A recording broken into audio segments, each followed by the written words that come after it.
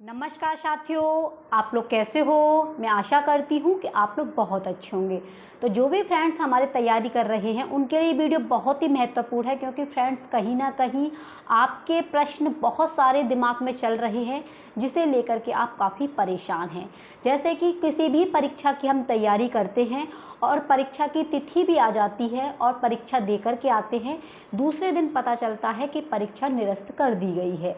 अब ऐसी स्थिति में आखिरकार क्या करें। परीक्षा की डेट भी नहीं आ रही है, जैसे टीजीटी पीजीटी की बात करें, उम्र भी बढ़ती जा रही है। अब हम आखिरकार करें तो क्या करें।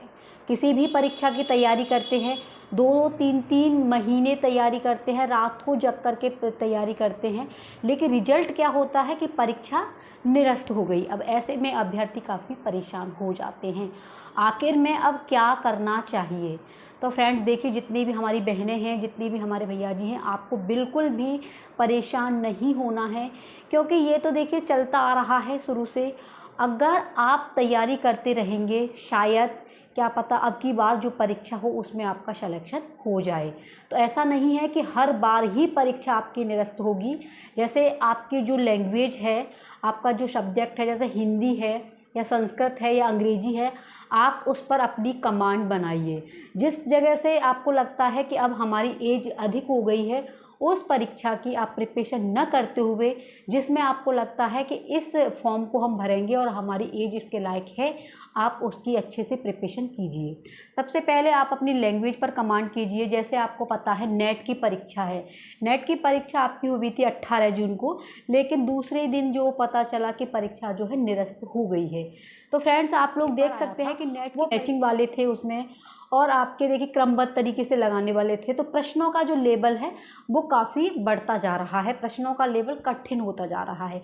ऐसी स्थिति में आपको हार नहीं माननी है, क्योंकि आपको पता है परीक्षा तो होनी है, आज निरस्त हुई है, लेकिन कल जो है शायद आपके अच्छे तैयारी के कारण आपका सिलेक्शन भी हो सकता है।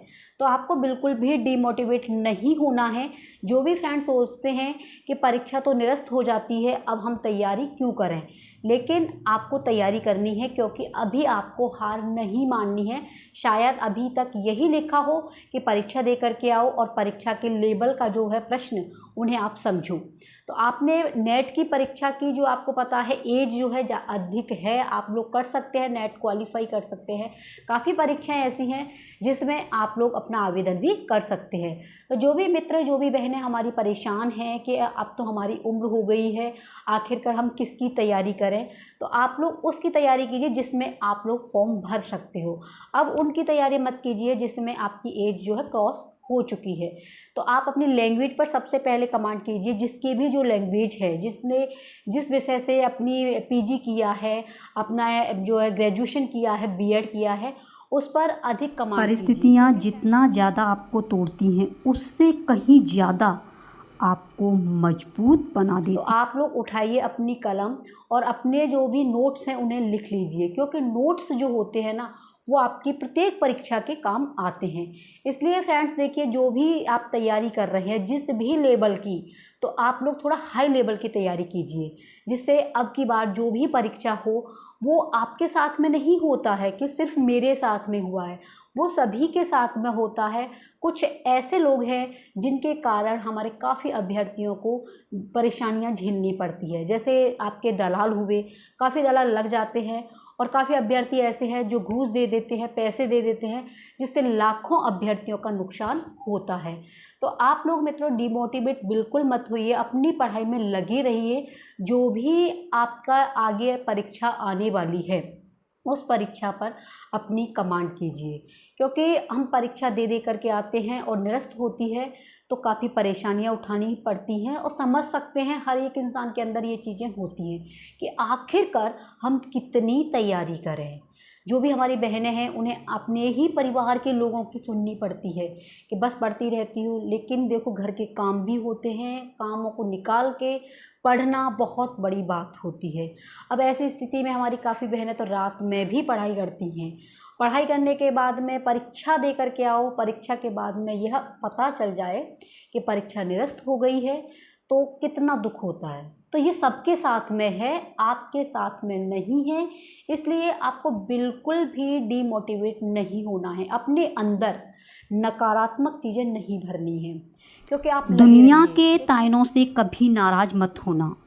अनजान लोग तो हीरे को भी कांच समझ लेते हैं। आप अपनी तैयारी करते रहेंगे तो आपका नुकसान नहीं होगा। अगर आप तैयारी नहीं करेंगे तो उसमें आपका नुकसान है, क्योंकि कहीं ना कहीं आप डिमोटिवेट हो जाएंगे और आपके अंदर नकारात्मक चीज़ें आ जाएंगी और आपका परीक्षा से जो भी आप तैयारी कर रहे हैं उससे मुंह मुड़ जाएगा। इसलिए जितना भी समय आपके पास में है, जिसने भी टीजीटी पीजीटी का फॉर्म भरा है, इंतज़ार कर रहे हैं परीक्षा की डेट की, तो परीक्षा की डेट तो आनी है और आपको पता है कि नए नए कानून भी लागू किए जा रहे हैं। तो ऐसी सिचुएशन में आपको हार बिल्कुल नहीं माननी है, क्योंकि इस समय भी हमारे काफ़ी अभ्यर्थी ऐसे हैं जो कंटिन्यू अपनी तैयारी भी कर रहे हैं। जिस भी ज़िले से आपकी वैकेंसी निकल रही है आप अप्लाई कीजिए। जिसकी जितनी उम्र है, एज के हिसाब से आपको पता है आपके फॉर्म निकलते हैं, काफ़ी फॉर्म निकल रहे हैं, टीजीटी पीजीटी के भी निकल रहे हैं। उसके लिए आपका शीटेट होना अनिवार्य है और शीटेट अदर स्टेट के लिए 90 नंबर का होना अनिवार्य है। तो इसलिए जो भी फ्रेंड्स निराश हैं कि आखिर में हम कितनी तैयारी करें, एग्ज़ाम दे के आ रहे हैं, एग्ज़ाम निरस्त हो रहा है, डेट पर डेट बताई जा रही हैं, आखिर करें क्या? तो करना क्या है, आपको अपनी लैंग्वेज पर कमांड रखनी है, क्योंकि कहीं ना कहीं आपको पता है 80 नंबर की हमारी लैंग्वेज आती है। जो भी हमारी बहनें या भैया जी प्रिपरेशन कर रहे हैं, जूनियर लेवल का हुआ, टीजीटी का हुआ, आपका नेट का हुआ, जेआरएफ हुआ, इसमें खुद की ही लैंग्वेज आती है। जब खुद की लैंग्वेज आती है तो उसमें आपकी अच्छी कमांड होगी तो आप लोगों को प्रॉब्लम नहीं होगी। इसलिए आप लोगों को हताश नहीं होना है। आगे आने वाला जो समय है वो आपके लिए कुछ ना कुछ नया करके लेके आएगा, क्योंकि जब हम हार मान लेते हैं तो कुछ ना कुछ भगवान हमें नया रास्ता भी दिखाते हैं। इसीलिए फ्रेंड्स देखिए, एग्ज़ामों को देखते हुए, एग्ज़ाम की डेट को देखते हुए आपको बिल्कुल भी निराश नहीं होना है। सिर्फ आपको अपनी तैयारी करनी है, क्योंकि जब भी आप अपनी तैयारी को छोड़ देंगे तो कहीं ना कहीं आप लोग काफ़ी पीछे रह जाएंगे। इसलिए आप लोगों को अपनी प्रिपरेशन अच्छे से करनी है, जिसमें भी आपको लगता है कि हमारा इसमें सिलेक्शन हो सकता है। और सबसे पहले मैं यही बात बोलूँगी कि जिनकी जो लैंग्वेज है उस पर अधिक कमांड कीजिए। जो भी आपका करंट है उसे आप लोग पढ़ते रहिए, क्योंकि शिक्षा जो है हमें हर एक इंसान से मिलाती है और फालतू बैठना शैतान का काम होता है। इसलिए आप लोग जितना बिजी रहोगे अपनी शिक्षा को लेकर के रहिए। सफलता को कायम रखने के लिए सबसे पहले निरंतरता बनाए रखना मित्रों बेहद ज़रूरी है।